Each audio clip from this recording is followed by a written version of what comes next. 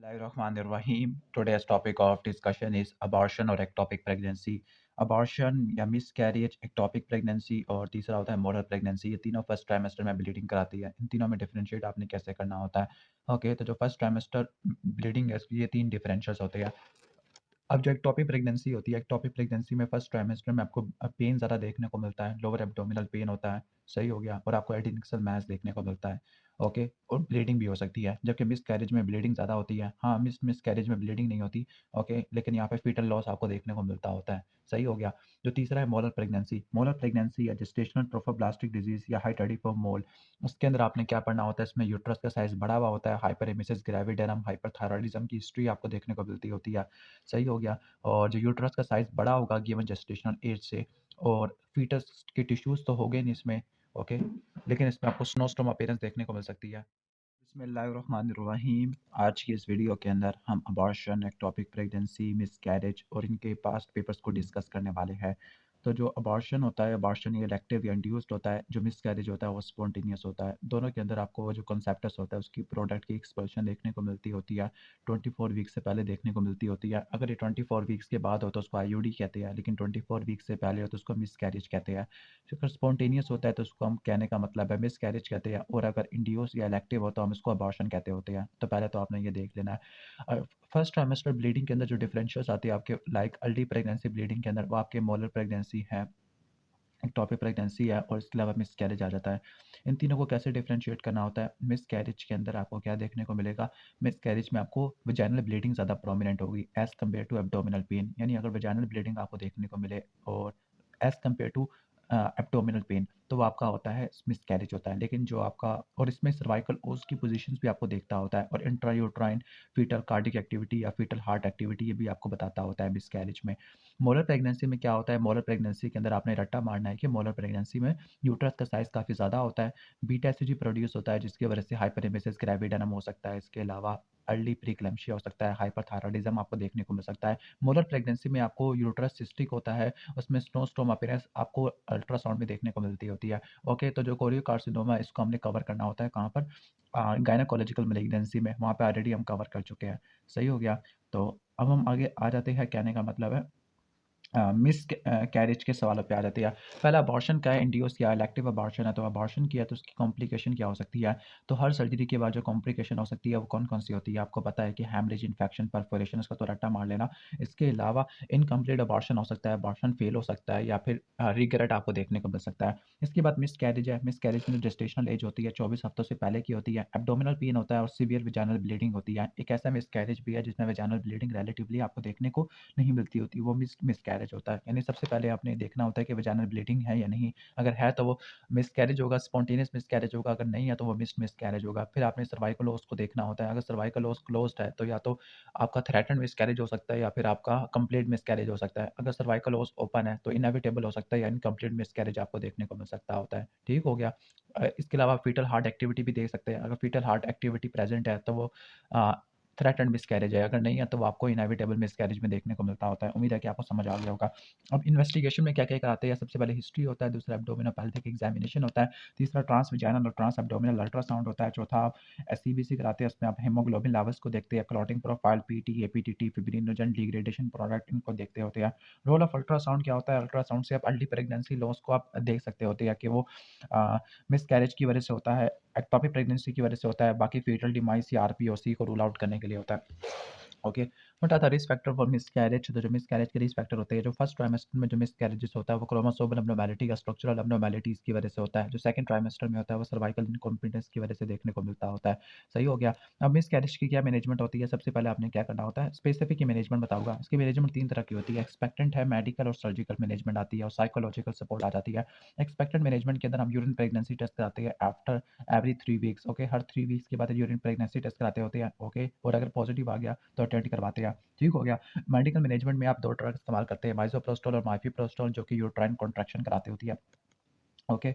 और surgical management में क्या होगा, अगर पेशेंट हीमोडायनेमिकली स्टेबल है तो मैन्युअल वैक्यूम एस्पिरेशन करेंगे, अगर हीमोडायनेमिकली अनस्टेबल है तो डीएनसी करेगी या इवैक्यूएशन क्यूराटाच वगैरह करते होते हैं। और साथ में आपने एंटी-डी का प्रोफाइलैक्सिस भी देना होता है। अगर जेस्टेशनल एज 12 हफ्ते से ज़्यादा की है, 250 इंटरनेशनल यूनिट आपने देने होते हैं या 50 माइक्रोग्राम है। मिसकैरेज में क्या होता है, जेस्टेशनल एज 24 से पहले होगी, लेकिन साइज़ ऑफ यूट्रस रिलेटिवली छोटा होगा एज़ कम्पेयर टू प्रेगनेंसी। और जो ट्रांसवाजाइनल अल्ट्रासाउंड है उसमें इंट्रायूट्राइन प्रेगनेंसी होगी, लेकिन उसमें कोई फीटल हार्ट नहीं होगा, डेड फीटस होगा, इंटरनल ओस क्लोज्ड होगा, एसिम्प्टोमेटिक भी आपको देखने को मिल सकता होता है। ओके, ठीक हो गया। तो ये मिसकैरेज में देखने को मिलता है। आगे मेडिकल मैनेजमेंट में माइज़ोप्रोस्टोल और माइफिप्रोस्टोन आ जाती है, प्रोस्टाग्लैंडिन इन एनालॉग और प्रोजेस्टेरॉन एंटागोनिस्ट आ जाती है। रिस्क ऑफ सर्जिकल इवैक्यूएशन, तो सर्जिकल इवैक्यूएशन की वजह से haemorrhage, infection, uterine perforation, trauma या इनकॉम्पिटेंस वगैरह हो सकती है। ओके, सही हो गया, ये सारे क्वेश्चन आपने पढ़ लेने हैं। ओके, बाकी डिफरेंशियल डायग्नोसिस में miscarriage, ectopic pregnancy, moral pregnancy सारे आपके डिफरेंशियल्स में आ जाते होते हैं। अब मिसकैरेजेस की बहुत सारी टाइप्स लिखी है, ऑलरेडी आपको सारा एक्सप्लेन कर चुका हूँ। ब्लीडिंग किस में नहीं देखने को मिलती, मिसकैरेज में नहीं देखने को मिलती और कंप्लीट में भी रुक जाती होती है। यूट्रस का जो साइज़ होता है वो छोटा होता है इनकम्प्लीट, कंप्लीट और मिसकैरेज में। इंटरनल लॉस ऑलरेडी बता चुका हूँ, इनएविटेबल और इनकम्प्लीट में ओपन होता है। Fetus on ultrasound, okay, fetus on ultrasound, तो फीटस ऑन अल्ट्रासाउंड थ्रेटेड में अलाइव होता है, इनएविटेबल में डेड होता है, इनकम्प्लीट में रिटेन प्रोडक्ट ऑफ कंसेप्शन है, कंप्लीट में कुछ भी नहीं होता और मिस्ड में क्या होता है, ऑलरेडी डेड फीटस होता है, फीटल हार्ट एक्टिविटी नहीं होती। अब रिकरेंट मिसकैरेजेस क्या होते हैं, 3 या 3 से ज़्यादा मिसकैरेजेस हो जाए कंसेक्टिवली तो उसको रिकरेंट मिसकैरेजेस कहते हैं।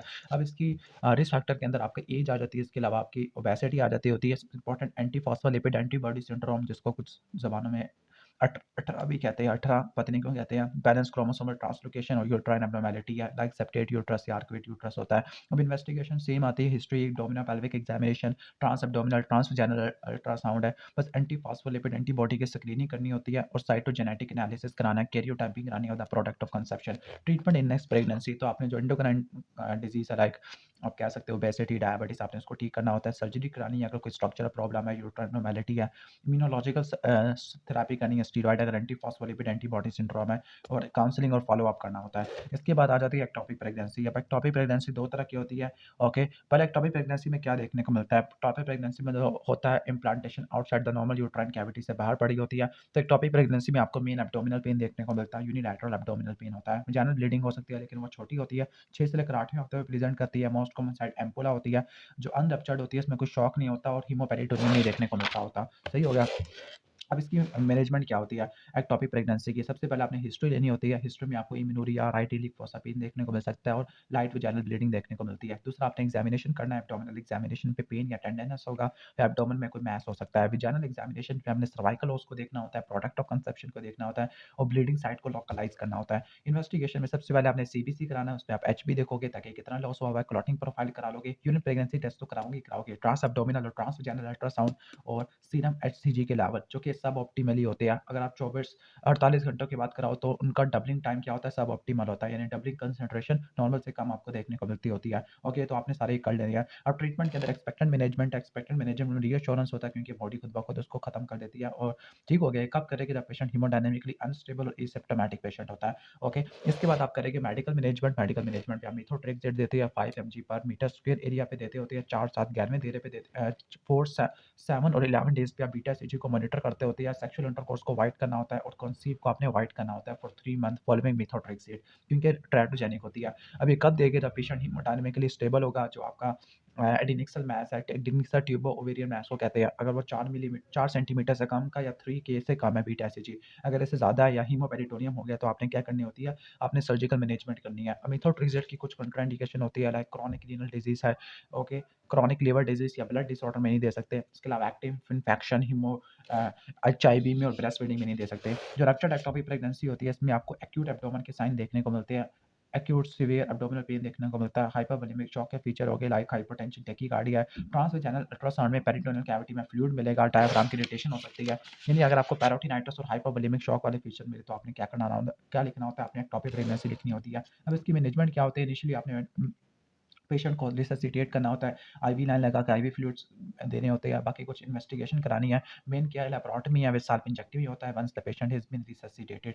Okay, cause of pain in lower abdomen, जो एक रप्चर्ड एक्टोपिक प्रेगनेंसी होती है वो क्यों हो सकती है, नंबर 1 पेल्विक इन्फेक्शन या प्रीवियस एक्टोपिक प्रेगनेंसी या प्रीवियस ट्यूबल सर्जरी की वजह से क्या हो, फैलोपियन ट्यूब डैमेज हो गया। नंबर 2 स्मोकिंग की वजह से फंक्शनल अल्टरेशन हो गया फैलोपियन ट्यूब में, जिसकी वजह से वो सीलिया को पुश नहीं कर पा रही। नंबर 3 प्रीवियस एब्डोमिनल सर्जरी है, वहाँ पे स्कार मार्क होते हैं, उसमें भी सर्जरी होने के चांसेस ज़्यादा होते हैं। लास्ट में एंडोमेट्रियोसिस होता है। ओके, तो स्ट्रक्चरल डैमेज या फंक्शनल डैमेज या प्रीवियस सर्जरी होती है, एंडोमेट्रियोसिस आपको देखने को मिलता होता है। क्लियर? बाकी हम इसकी आगे कुछ इंपॉर्टेंट पॉइंट्स को देख लेते हैं। रिटेन प्रोडक्ट ऑफ कंसेप्शन है और वेजाइनल ब्लीडिंग है, यानी कुछ प्रोडक्ट रिटेन रह गया, दैट मींस इनकम्प्लीट अबॉर्शन होता है। Drug of choice for ectopic pregnancy methotrexate होता है। मोस्ट कॉमन साइट एम्पुला और फैलोपियन ट्यूब में देखने को मिलता है। रप्चर्ड एक्टोपिक प्रेगनेंसी में हाइपोवोलेमिक शॉक, इंट्रापेरिटोनियल फ्लूइड होता है। शोल्डर टिप पेन देखने को मिल सकता है और इंस्पायरेशन ड्यू टू पेरिटोनिटिस है।